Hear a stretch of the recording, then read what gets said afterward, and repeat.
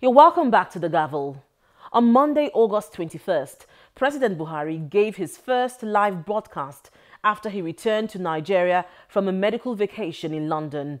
In that broadcast, President Buhari made it known that the demands for secession in some quarters, as well as the deafening calls for restructuring, reached his ears in London. He also put the responsibility for the management of a national discourse on some of these thorny issues at the doors of the National Assembly and the National Council of State. Lawmakers had a lot to say over this part of the president's broadcast. I am very grateful to God and to all Nigerians for their prayers. I am pleased to be back on home soil among my brothers. President Buhari's first live broadcast to Nigerians on return from his medical vacation in London. In his broadcast, President Buhari is emphatic that Nigeria's unity is settled and not negotiable. He is, however, placing the responsibility for the management of the national discourse on some of these thorny issues at the doors of the National Assembly and the National Council of State. Every group has a grievance, but the beauty and attraction of a federation is that it allows different groups to air their grievances and work out a mode of coexistence. The National Assembly and the National Council of States are the legitimate and appropriate bodies for national discourse. The national consensus is that it is better to live together than to live apart. There were several reactions by federal lawmakers to the president's address.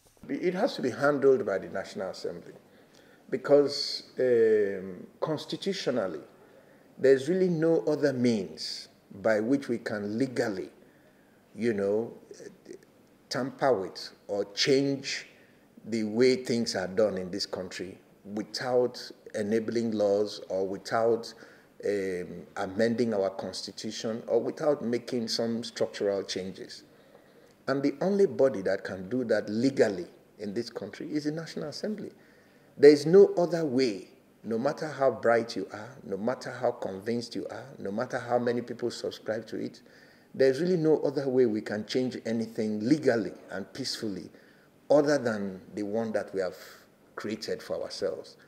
And that institution is the National Assembly. That's where we need to build consensus. That's where we need to take this discussion. That's where we need to expand, the available amount of input. That's where we actually need definite suggestions with definite outcomes. I believe the National Assembly has to step up to its responsibilities, which indeed we are doing, to look at some of the concerns that have been, or the agitations. In the National Assembly, you can bring a motion and matters of urgent public importance if you feel it's quite important that you want to discuss anything. There is nothing we cannot discuss.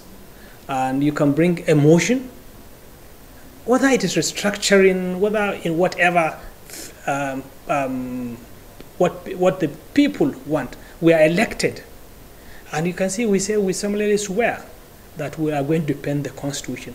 So I believe the president was only correct. He's repairing all the agitators to their elected representative, because nobody can do it. We cannot shy away from this. We have to work within the constitutional arrangement. The National Assembly are elected officers to represent the nation. So whatever grievances, whatever restructuring should be channeled towards National Assembly. Honestly, Mr. President in the right direction.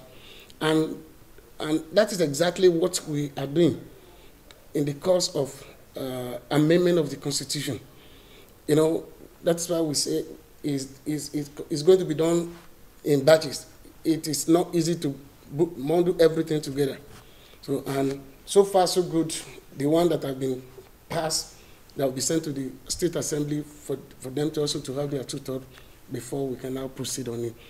But a lawmaker in the House of Representatives is skeptical of the National Assembly doing justice to the issue of restructuring.